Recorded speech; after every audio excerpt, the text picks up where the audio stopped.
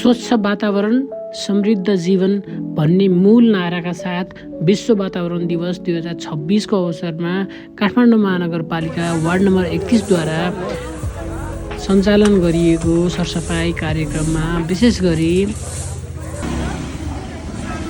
नेपाल प्रहरी, सामुदायिक प्रहरी र विभिन्न अरू स्थानीय सरकारवाला निकायहरूसँग बसी उहाँहरूको समन्वयमा सामुदायिक प्रहरी साझेदारी कार्यक्रम अन्तर्गत वार्ड नम्बर 31 का विभिन्न क्षेत्रहरूमा सरसफाई कार्यक्रम सम्पन्न गरियो। आज वार्ड नम्बर 31 ले आयोजना विशेष गरी हामी यहाँ वार्ड नम्बर 31 का वडा अध्यक्ष सरोज ढकालजी देख्न सक्छौँ। उहाँ सरसफाई अभियानमा लाग्नु भएको छ। के उपलक्ष्यमा के सन्दर्भ छ आज?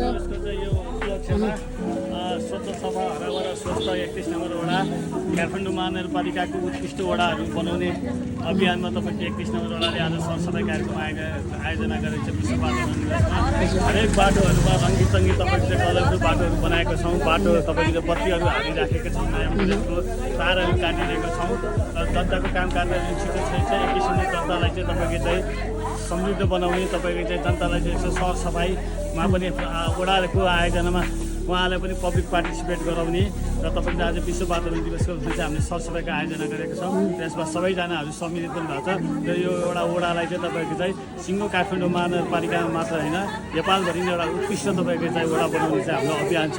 हिजो हामी जनताको घर दैलोमा आउँदा नै 31 नम्बर वडालाई चाहिँ एउटा नमुना बनाउनु चाहिँ काठमाडौँ सहरलाई कलरफुल बनाउने सुरुवात पनि 31बाट भएको।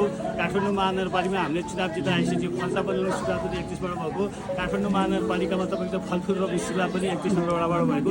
त्यस कारणले हामीले 31 नम्बर वडाको जनतालाई तन मन वचन दिएर सेवा गरिरहेको छ र जनताहरू पनि हाम्रो त्यो यो महान अभियानमा सम्मिलित हुँदैछ। म यस पावन अवसरमा सबै वडावासीहरूलाई तपाईँको चाहिँ अझ हामीले अझ तपाईँको वातावरणलाई अझ सफा राखौँ, घर वरिपरि हरियाली गरौँ, फोहोर नगरौँ, तपाईँको चाहिँ दुर्व्यसनी नगरौँ, आफू पनि सचेत हौँ, टोलवासीलाई सचेत गरौँ भन्ने यो महान अभियानमा सरी गराउँदै आज विश्व वातावरण दिवस यो सरसफाइ कार्यक्रमहरू मनाइरहेका छौँ। Thank you Saroj Dhakalji.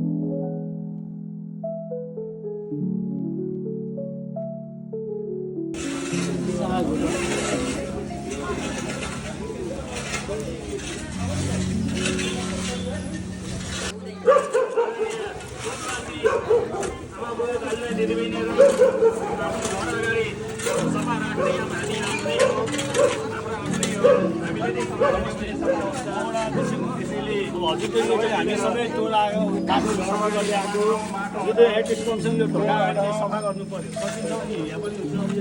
भिडियोलाई अन्तिमसम्म हेरिदिनु भएकोमा धेरै धेरै धन्यवाद।